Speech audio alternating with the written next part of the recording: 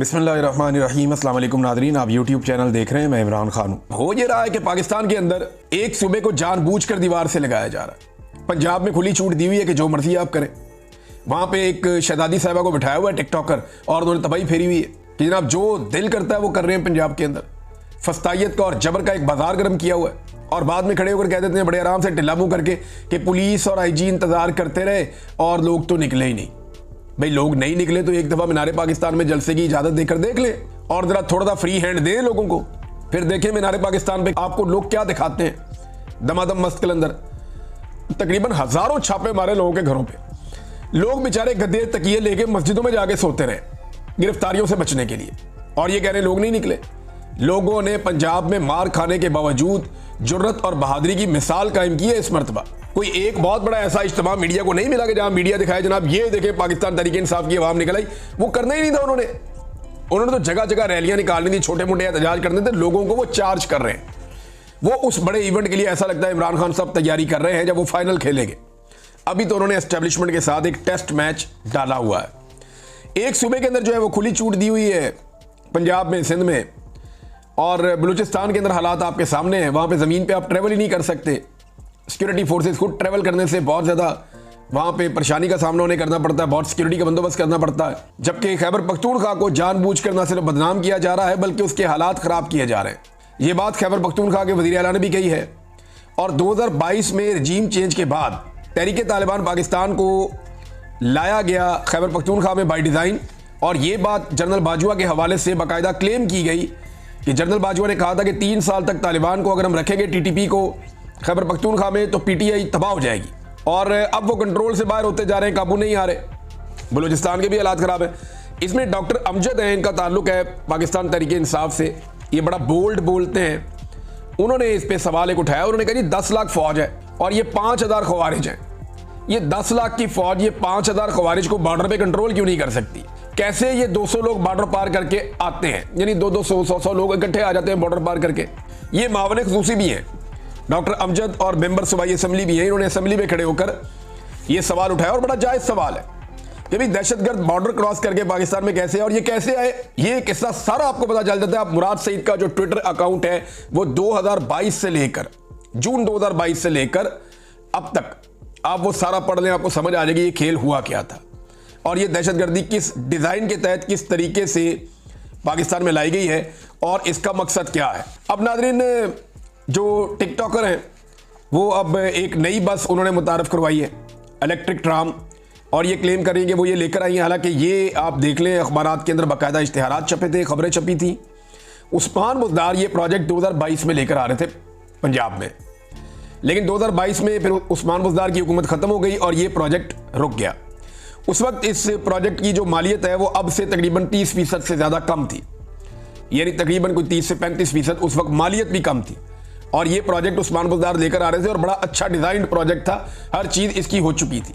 अब वही फाइल उठा के जो है वो रखी गई मोहतरमा के सामने, और वो अब उसके ऊपर एक बस मंगा ली है, उसको फेर फेर के दिखा रहे हैं और उसके ऊपर अपनी पब्लिसिटी कर रहे हैं। भैया आपकी हुकूमत ही जाली है, आप वोट लेकर आए ही नहीं, लोगों ने आपको खिदमत करने का मैंडेट ही नहीं दिया, तो आप खिदमत कर ही नहीं सकते। आप जो भी करें आप है ही जाली। तो जो जाली हुकूमत है उसकी सारी कार्रवाइयां, सारी कारकर्दगी सब कुछ जाली है, और जाली हुकूमत होने की वजह से आज अवाम की जो दुर्गत बनी है। मुझे बताए, भूखा आदमी उसको आप झूला देंगे गाड़ी में, वो पहले आपसे खाना मांगेगा।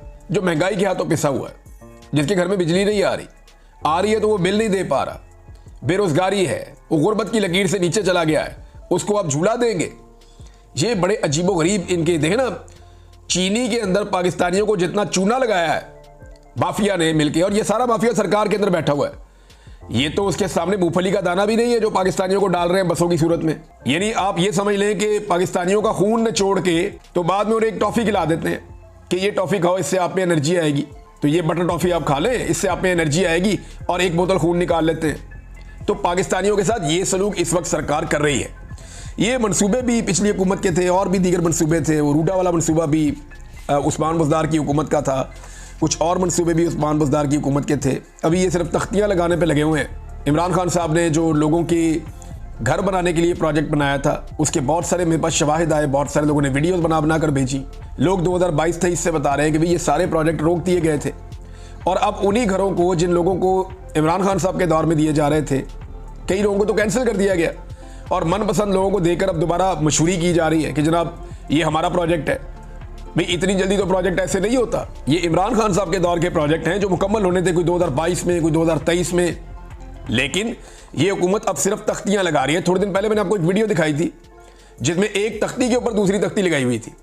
एक चीज इमरान खान साहब के दौर में बनी हुई है, इमरान खान साहब की तख्ती लगी हुई है, उसके ऊपर लाके शहबाज शरीफ साहब की तख्ती चिपका दी गई थी। वो बंदे ने ऊपर वाली तख्ती उतार के दिखाया कि नीचे पहले ही तख्ती लगी हुई है। ये प्रोजेक्ट पहले हो चुका है। अब आप अंदाजा करें कि ये सूरत हाल चल रही है। नाज़रीन, ये मियां अबाद फारूक ने दोबारा ट्वीट करके बताया कि उनके भाई को अभी कुछ पता नहीं चल रहा था उनके भाई का, और बहुत परेशानी है इस हवाले से। जो मियां शहजाद फारूक है उसके ऊपर अब एक CCTV फुटेज आई है, उसमें देखा जा सकता है कि सादा कपड़ों में कुछ लोग हैं, कुछ लोग नकाब पोश हैं। वो जाते हैं और जाकर मियां शहजाद फारूक पे बदतरीन तशद्दुद करते हैं और उसको मारते हुए फिर ले जाते हैं। और नकाब पोशों के साथ वहाँ पे कुछ वर्दी वाले भी देखे गए, जो यूनिफॉर्म वाले लोग हैं वो भी वहाँ खड़े थे। ये पाकिस्तान के अंदर जुल्म है, फस्तायत है और ये जबर पाकिस्तान के अंदर चल रहा है। क्या ऐसे कोई भी मुल्क चल सकता है? इस नफरत के साथ एक दुकान नहीं चलती जिस नफरत के साथ मुल्क चलाया जा रहा है। और ये सब कुछ पाकिस्तान की मिलिट्री एस्टेब्लिशमेंट कर रही है। उन्हें समझना पड़ेगा उनका चूरन इस तरह नहीं बिकना। नाज़रीन, पाकिस्तान तहरीक इंसाफ ने फिलहाल तो बाइकआउट किया हुआ है कि ये जो ज़िमनी इलेक्शन होगा उन सीटों के ऊपर खास तौर पे जो छीनी गई हैं ज़बरदस्ती, उन पे हम उम्मीदवार खड़ा नहीं करेंगे, क्योंकि ये जो पहले जीतने वाले हैं, जो डट के खड़े होने वाले हैं, ये उनके साथ ज्यादती होगी। लेकिन हमाद अगर अपने वालिद की सीट से खड़े होंगे और वो इलेक्शन लड़ने के लिए उन्हें कागजात जमा भी करवाए, क्योंकि ये वो वाला ज़िमनी इलेक्शन नहीं है जिसको छीना गया हो सीट को।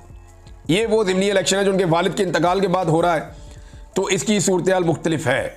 अब लाहौर में कैसा इलेक्शन होगा मुझे कोई कहने की या बताने की ज़रूरत नहीं है। हम सभी जानते हैं कि कैसा इलेक्शन होने जा रहा है और उसका नतीजा क्या होगा। अब एक ही रास्ता है पाकिस्तान तहरीक इंसाफ के पास कि वो एहतजाज करें और पुलिस के आने से पहले निकल जाएं, या रैलियां निकालें, छोटी मोटी एहतजाज करें, मुख्तलिफ शहरों में, मुख्तलिफ देहात में, अलग अलग जगह पे करें। वो उन्होंने किया है। अब ये सिलसिला आगे बढ़ेगा तो पाकिस्तानी एक नई तरह की सियासत देखेंगे, एक नए तरह का एहतजाज देखेंगे, जिसके लिए ना तो पाकिस्तानी मीडिया ट्रेंड है और जिसके लिए ना तो पाकिस्तान का सिस्टम पहले से ट्रेंड है और ना इन्होंने ऐसी चीज़ पहले विटनेस की है।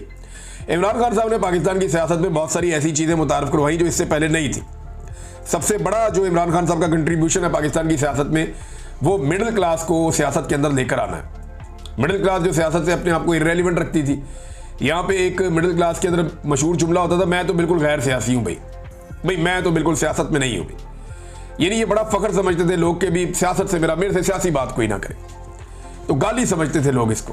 तो इमरान खान साहब ने लोगों को इस तरफ तवज्जो दिलवाई, उन्हें लेकर आए और अभी वही मिडिल क्लास जो है वो गले की हड्डी बनी हुई है, ना वो निगली जाती है ना उगली जाती है एस्टेब्लिशमेंट से। ये मिडिल क्लास इतनी रेलिवेंट हो गई है कि बाकी सारे के सारे इररेलेवेंट हो गए हैं और ये पाकिस्तान चलाने वाले लोग हैं, तगड़े लोग हैं।